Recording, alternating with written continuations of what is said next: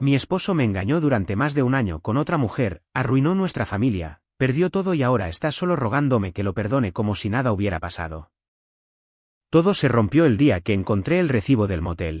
Así empieza, supongo. No fue ni con sospechas, ni con presentimientos, ni con drama. Fue un puto papel en la bolsa del pantalón. Él se había ido a trabajar, yo estaba recogiendo ropa para lavar, y ahí estaba, doblado. Ni siquiera oculto. Un recibo de 2 días atrás. Nombre del lugar, fecha, hora de entrada y salida. Y el pago en efectivo. Al principio no supe qué pensar. Pensé, no, debe ser de alguien más. Algo viejo.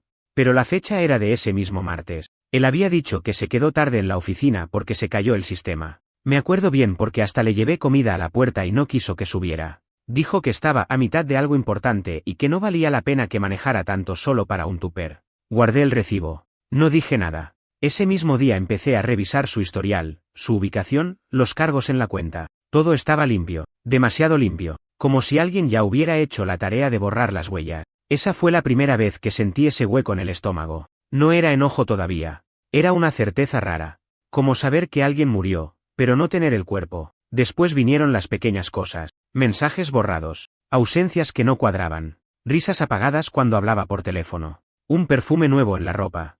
Ni siquiera me importaba si era real. Lo que me mataba era que él me estaba tratando como estúpida. Una semana después, lo enfrenté. No con gritos, solo le puse el recibo en la mesa y me senté frente a él. ¿Qué es esto?, le pregunté.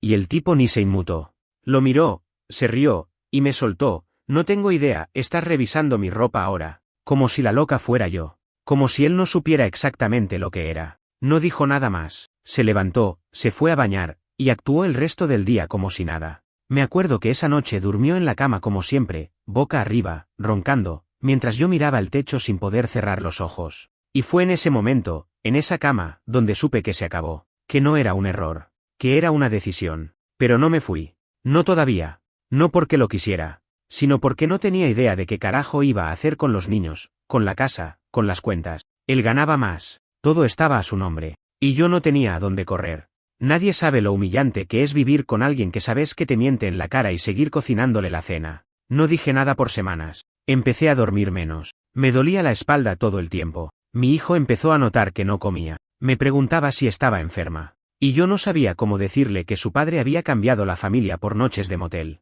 Pero ahí no se acaba. Eso fue solo el comienzo. Porque unos días después, llegó el accidente. Y ahí se fue todo al carajo de verdad. El accidente fue lo que destapó todo. No fue grave físicamente, pero fue la grieta por donde se cayó todo el show.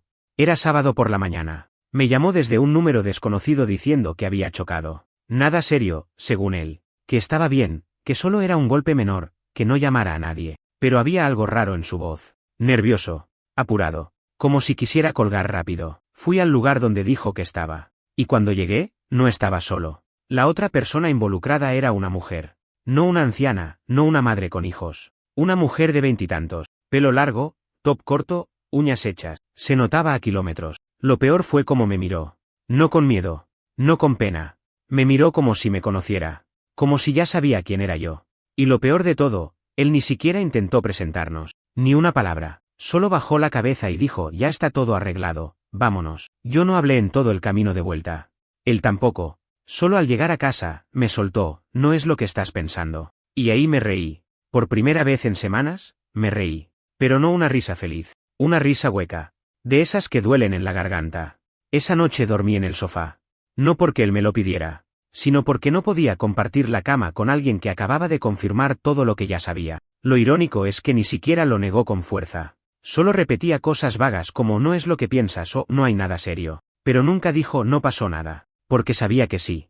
Pasaron unos días. Y ahí empezó su nueva etapa, hacerse la víctima. Que él estaba confundido, que se sentía solo, que la rutina lo tenía mal. Me dijo que yo ya no era la misma, que había cambiado, que estaba distante, como si eso justificara algo, como si mis cambios fueran culpa mía y no de las noches que él pasaba trabajando. Pero no me dejé arrastrar por eso. No más. Empecé a escribir todo, a guardar pruebas. No sabía si lo iba a usar en un divorcio o qué, pero algo me decía que tenía que protegerme. Revisé los estados de cuenta, los movimientos de su tarjeta, los horarios del GPS del coche. Y ahí apareció todo, cenas, hoteles, compras que no eran para mí, ni para los niños. Había un patrón.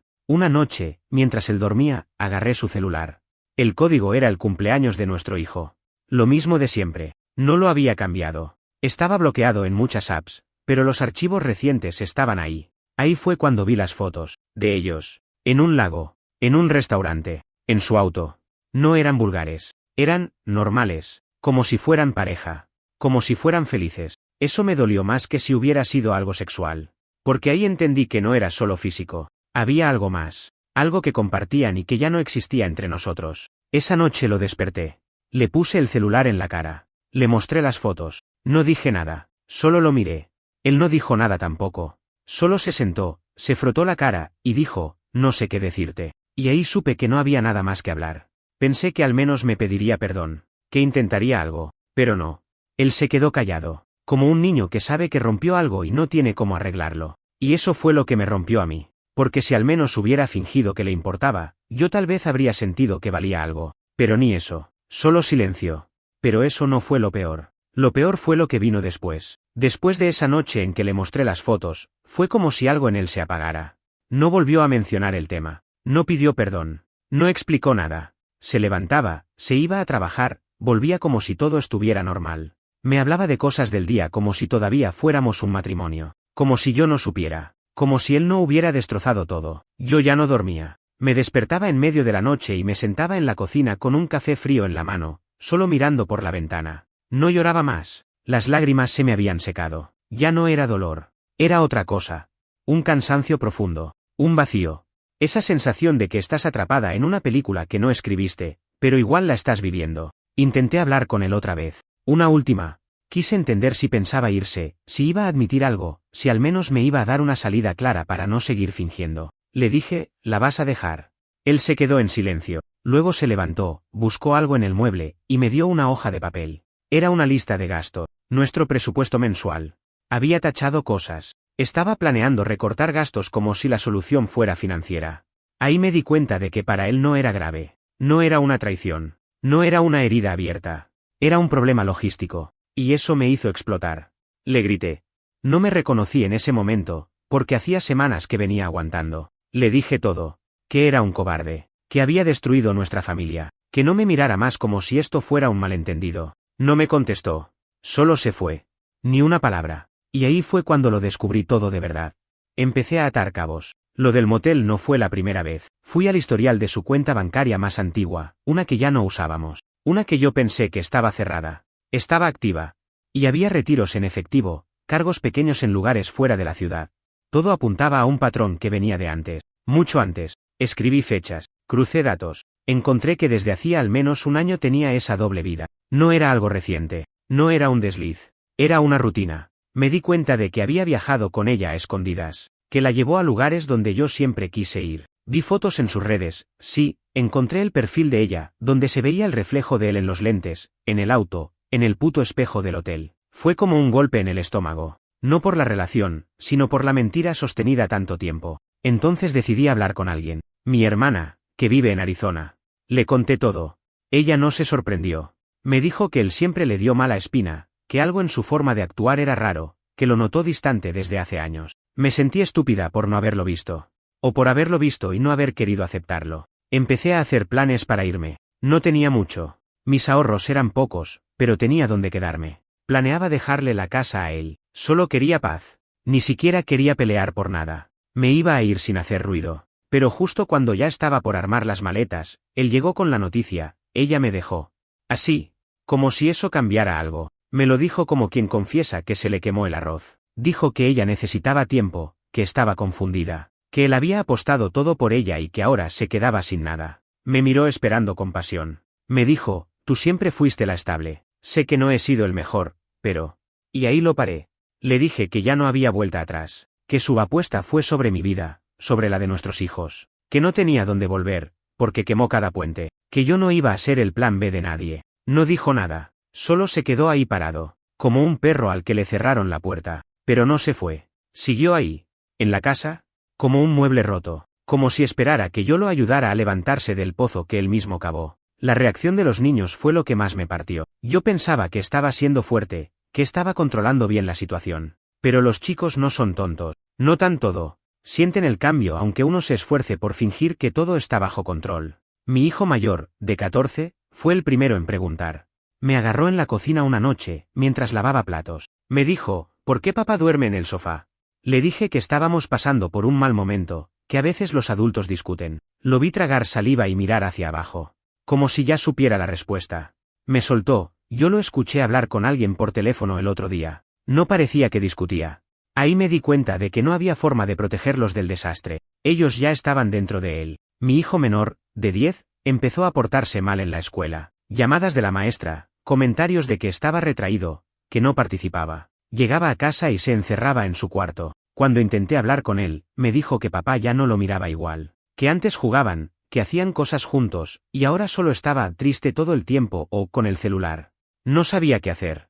Él seguía en la casa, como si eso fuera suficiente. Pero su presencia se volvió una sombra, una incomodidad constante. Hablaba poco, comía menos, y cuando se dirigía a mí era para hablar de cosas prácticas, como si lo emocional ya no tuviera espacio entre nosotros. Y sin embargo, seguía ahí. A veces me miraba con esos ojos de ¿y ahora qué hago?, como si yo tuviera que salvarlo. Hasta que un día, después de cenar, se soltó. Me dijo que la otra mujer le bloqueó el número, que le dejó de contestar. Que él había apostado por ella, sí, usó la misma frase de antes, y que ella lo dejó tirado. Que no tenía a quién recurrir. Y me dijo algo que me dio asco, tú siempre fuiste mi casa. Como si yo fuera su plan de emergencia. Como si pudiera volver como si nada. Como si todo lo que hizo fuera un paréntesis. Me encerré en el baño y vomité. Literalmente. No por lo que me dijo. Por lo que pensé en ese momento. Porque durante un segundo, una parte rota de mí pensó, tal vez si vuelve, las cosas se arreglan. Y me odié por eso. Me odié por pensar siquiera en esa posibilidad. No dije nada esa noche. Solo me fui a dormir temprano. Pero empecé a moverme en silencio. Pedí asesoría legal. Abrí una cuenta aparte. Busqué ayuda psicológica para los chicos y para mí. Me recomendaron un centro comunitario donde ofrecían sesiones gratuitas.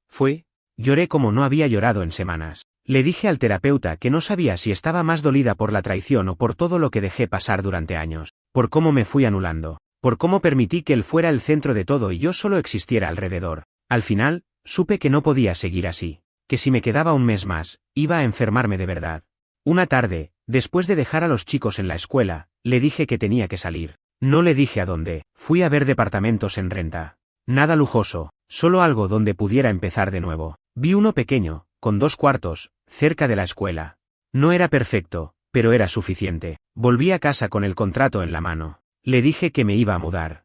Que se quedara con la casa si quería. Que no me importaba pelear por ella. Que solo quería irme y estar en paz. Su cara se descompuso. Me dijo que estaba exagerando. Que no tenía sentido dividir a la familia así. Que él estaba intentando arreglarlo. Pero ya era tarde. Le dije algo que ni yo sabía que estaba por decir, no quiero arreglarlo. No quiero volver. Quiero que me dejes en paz. Se quedó en silencio. No gritó. No suplicó. Solo se sentó en el sofá y se tapó la cara con las manos. Pero ni siquiera en ese momento, ni en el más bajo, me pidió perdón. Ni una sola vez. La mudanza fue rápida, silenciosa y triste de una forma que no sé cómo explicar. No fue un drama con gritos ni discusiones. Fue solo yo, empacando cosas en cajas baratas del supermercado, tratando de decidir qué llevar y qué dejar. Algunas cosas de los chicos, mi ropa, documentos. Ni siquiera me llevé la cama. Me llevé un colchón inflable que teníamos guardado desde hace años y lo tiré en el piso del nuevo departamento la primera noche. Los niños no dijeron mucho cuando les conté. Creo que ya lo esperaban. Les dije que podían venir cuando quisieran, que nadie los iba a obligar a tomar partido, que esto no era culpa suya. Pero el menor lloró igual. No por el cambio, sino por lo que ya sabíamos y nunca dijimos en voz alta, que su papá no era el mismo, que algo se había roto y ya no se podía pegar con cinta. El mayor fue más frío. Dijo que prefería quedarse en la casa, que tenía más espacio y su consola. Yo no discutí. Sabía que tenía que darle tiempo, pero también sabía que él estaba enojado conmigo, no por irme, sino por haber aguantado tanto. Porque los hijos, cuando crecen, empiezan a ver que los padres también se equivocan. Y ese enojo tarda en irse. Los primeros días sola fueron un infierno. Me levantaba sin saber qué hacer, me acostaba sin querer dormir. El departamento era frío, el silencio se sentía como castigo. No quería hablar con nadie. Solo iba al trabajo y volvía, comía cualquier cosa, lloraba en la ducha y me ponía series de fondo para no pensar. Me sentía hueca. Como si alguien me hubiera sacado por dentro. Mientras tanto, él empezó a mandar mensajes. Primero cortos, secos. Los niños están bien. Vas a pasar por ellos el viernes. Luego más largos. Estoy yendo a terapia. No sé en qué momento perdí todo. Me arrepiento de haber hecho daño. Nunca dijo exactamente qué hizo. Nunca usó la palabra infidelidad. Siempre hablaba en general, como si todo hubiera sido un malentendido. Un día me mandó una foto de cuando fuimos a Carolina del Norte en el 2017. Los 4 en la playa. Me puso, ¿te acordás de esto? No contesté. No porque no me acordara, sino porque esa foto ya no significaba lo mismo. Ese viaje fue uno de los últimos donde sentí que todavía tenía una familia. Verla ahora solo dolía. Después de una semana sin respuesta, empezó a llamar. Al principio no atendía. Pero luego pensé que tal vez era sobre los chicos, así que lo hice. Quería hablar. Decía que estaba mal, que se sentía solo, que no sabía cómo seguir. Me escuché diciéndole, así me sentí yo durante meses, y vos ni lo notaste. Hubo un silencio. Y colgó. Ahí me di cuenta de que él no estaba buscando reparar nada. Solo buscaba consuelo. Y no se lo iba a dar. Pero las cosas no se detuvieron ahí. Una tarde, saliendo del trabajo, lo vi en el estacionamiento de mi edificio. Me estaba esperando. Dijo que solo quería hablar. Le dije que no era el lugar. Me pidió que lo escuchara. Acepté, con la condición de que fuera en el parque al lado, donde hubiera gente. No porque pensara que haría algo, sino porque ya no confiaba en él ni siquiera para tener una conversación a solas. Nos sentamos en una banca. Dijo que no quería perderme. Que se había equivocado, que se dio cuenta tarde, que ella lo había usado, que se sintió especial con ella, visto, comprendido, y que cuando ella desapareció, entendió que todo era falso, que el único amor verdadero lo había tenido conmigo. Yo lo miraba, y por dentro me preguntaba si alguna parte de mí quería creerle. La verdad es que no, ya no. Le dije que ya no había lugar para él en mi vida, que se enfocara en ser un buen padre, que si realmente estaba en terapia, lo celebraba. Pero que no me usara como su muleta emocional. Que me dejara rehacer mi vida como él intentó hacer con la suya. No dijo nada más. Solo se levantó y se fue. Esa noche lloré. No por él. Lloré por todo lo que aguanté. Por todo lo que callé. Por todo lo que no supe pedir. Y porque, a pesar de todo, todavía me costaba dormir sola. Después de esa conversación en el parque, me prometí que no iba a volver a caer en ese juego. Me había dicho todo lo que yo hubiera querido oír hace un año. Pero ahora ya era tarde. Las palabras no arreglaban el daño, no podían devolverme el tiempo perdido, la tranquilidad, ni borrar los meses en los que me sentí invisible en mi propia casa. Pasaron las semanas, mi vida empezó a agarrar una especie de ritmo. No era felicidad, era rutina, pero ya no dolía tanto. Me levantaba temprano, preparaba desayuno para los chicos cuando estaban conmigo, los llevaba a la escuela, volví a cocinar. No por obligación, sino porque me hacía sentir que tenía algo mío. Me ocupé de mi espacio, compré plantas, limpié el departamento con una obsesión casi terapéutica, como si sacando el polvo pudiera también sacar lo que me quedaba de él. Y entonces empezó con otra estrategia, mostrarse útil. Me mandaba mensajes ofreciéndose a pasar a buscar a los chicos, a arreglar cosas en el departamento, a llevarme cosas que me había olvidado en la casa. Una vez apareció con una caja de cosas mías, libros, una manta, un perfume viejo. No los necesitaba, pero sabía que era su excusa para verme. Le dije que no lo hiciera más, que si necesitaba algo, le iba a pedir, que no apareciera sin avisar. Me pidió disculpas, dijo que solo quería ayudar, que lo hacía por los chicos, pero no era por ellos, era por él, porque no soportaba la idea de que yo estuviera bien sin él. Y después pasó algo que no esperaba, empecé a hablar con alguien, nada serio, un conocido del trabajo, divorciado también, tranquilo, respetuoso. Empezamos a conversar por casualidad, y se fue dando. No había presión. No buscaba nada, solo hablar, reír un poco, sentirme persona otra vez. Le conté lo que había pasado con el padre de mis hijos. No en detalle, pero lo suficiente. Me dijo algo simple, pero que me quedó, no tenés que justificar nada. Lo importante es cómo estás ahora. Y eso me pegó. Porque por primera vez alguien me estaba mirando por lo que soy ahora, no por lo que fui en esa relación rota. Cuando el padre de mis hijos se enteró, porque los chicos lo comentaron sin querer, me llamó a los gritos. Me dijo que lo estaba exponiendo, que era una falta de respeto, que cómo iba a meter a otro hombre tan rápido en la vida de los niños. Lo escuché decir tan rápido y sentí que el mundo se me reía en la cara. ¿Rápido? Después de años de mentiras, de una relación paralela, ¿yo era la que me apuré por hablar con alguien?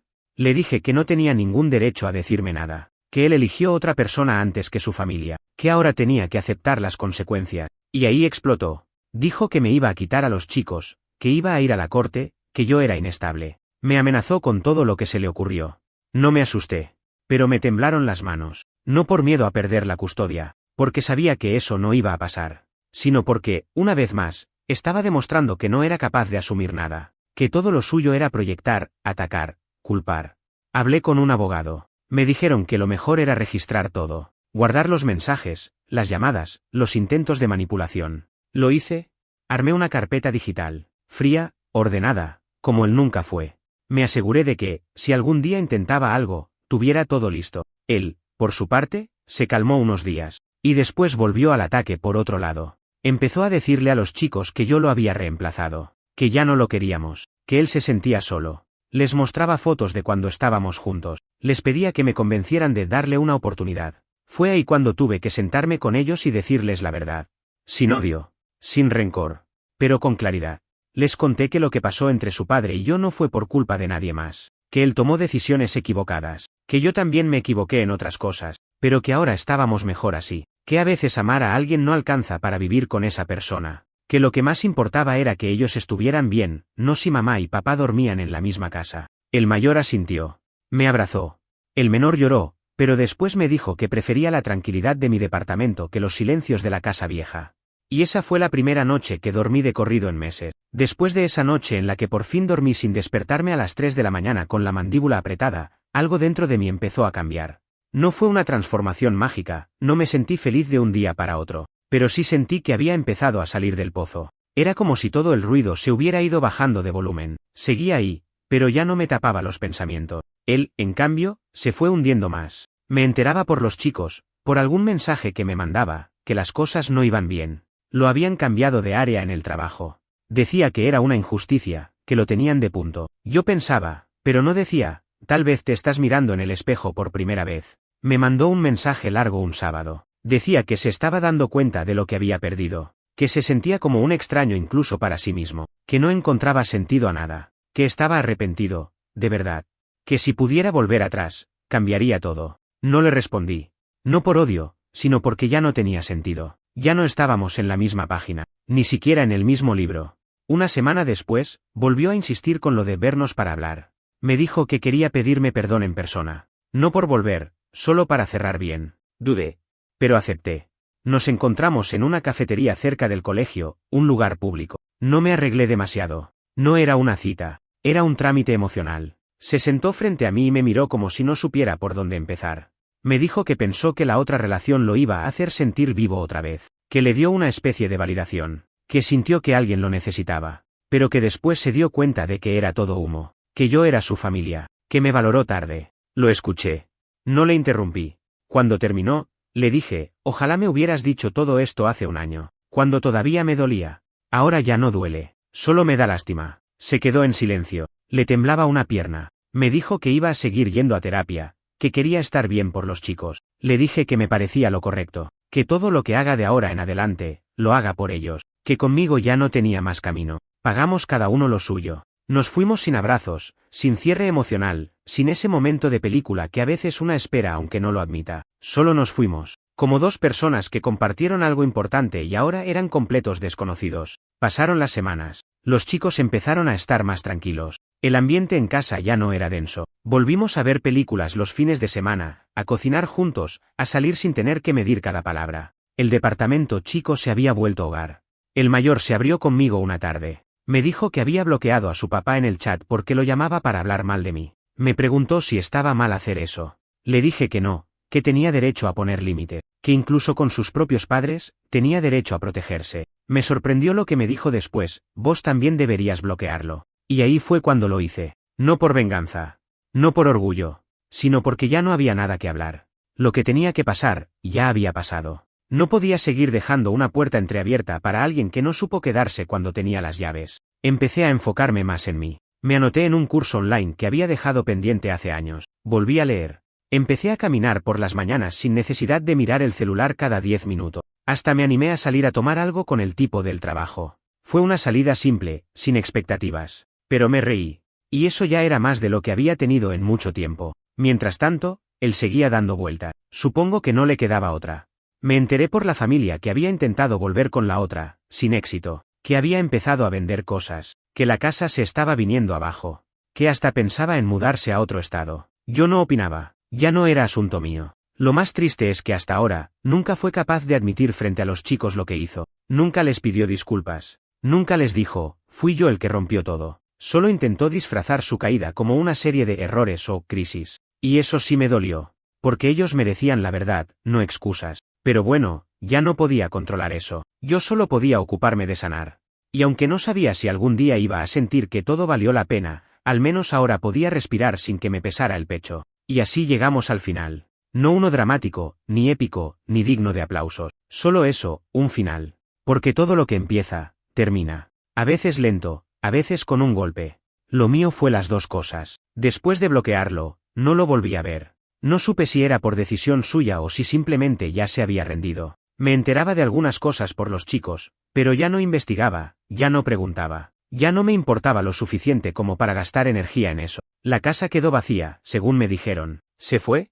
No sé si vendió, alquiló o la abandonó. Solo supe que una vecina me mandó un mensaje diciendo que hacía días que no veía el coche, que las luces estaban apagadas. No contesté. No iba a ir. No tenía nada más que buscar ahí. Esa casa fue mi cárcel durante los últimos años de la relación. No necesitaba volver a pisarla para saber lo que significó. Con el tiempo, mis hijos empezaron a hablar menos de él. No porque lo odiaran, sino porque, supongo, aprendieron a dejar de esperarlo. De los tres, solo el más chico seguía preguntando de vez en cuando. Pero ya no con angustia, solo con esa curiosidad que uno tiene por los ausentes. Yo seguí con lo mío. Cambié de trabajo. Nada gigante, pero más tranquilo, mejor horario, más compatible con la nueva rutina. El tipo con el que había empezado a salir se convirtió en algo más lento, sin apuros. Él sabía que venía de una historia rota y nunca me presionó. Me acompañaba, me escuchaba, no me intentaba arreglar. Y eso, para mí, era todo. A veces todavía me pasa. Estoy lavando los platos o haciendo algo simple y me vienen recuerdos de antes. Una pelea, una escena, una noche silenciosa con él durmiendo a mi lado como si nada. Y por dentro siento una punzada. Pero ya no me derrumba, ya no me saca el aire. Ahora es solo eso, un recuerdo. Algo que pasó y quedó atrás. Hubo un momento en que pensé que nunca iba a salir, que iba a vivir con esa herida abierta toda la vida. Pero no. Se cierra. Lento, feo, a veces con costras. Pero se cierra. Y un día, sin darte cuenta, descubrís que volviste a respirar normal. Que ya no te duele todo el tiempo. Que podés hacer planes sin pensar en lo que perdiste. El día que firmé oficialmente los papeles del divorcio, no sentí alivio ni tristeza. Sentí, nada. Y creo que eso fue lo más sano. Ya lo había llorado todo. Ya lo había gritado todo. Ya había pasado por todas las fases de mierda que se pasan cuando te traicionan. Me acuerdo que volví a casa, me senté en el sofá, y mi hijo menor me preguntó, ¿y ahora qué? Le dije, ahora vivimos tranquilos. Y eso hicimos. Mejoró en la escuela. El mayor consiguió una beca parcial para una prepa con enfoque en tecnología. Yo volví a visitar a mi hermana en Arizona después de años. Viajamos, reímos, nos abrazamos como cuando éramos adolescentes. Me dijo que ya no me veía apagada, que volvía a ser yo. ¿Y él? No sé. No tengo redes con él. No tengo contacto. Me dijeron que se mudó lejos, que anda solo, que su última relación tampoco duró, que dice que lo destruyó una mujer que lo abandonó, que se lo cuente a otro. Yo no lo destruí, yo me reconstruí. Y eso le jodió más que cualquier otra cosa. Hoy por hoy, me acuesto en mi cama y no me preocupa si alguien va a llegar tarde, si va a mentirme, si va a tener un teléfono escondido bajo la almohada. Mis preocupaciones son otras. ¿La renta? ¿El colegio? ¿La cena? La vida real. Y está bien así. No hay moraleja acá. No hay enseñanza de película. Solo hay una historia de alguien que amó, fue traicionada, cayó al fondo, y decidió no quedarse ahí.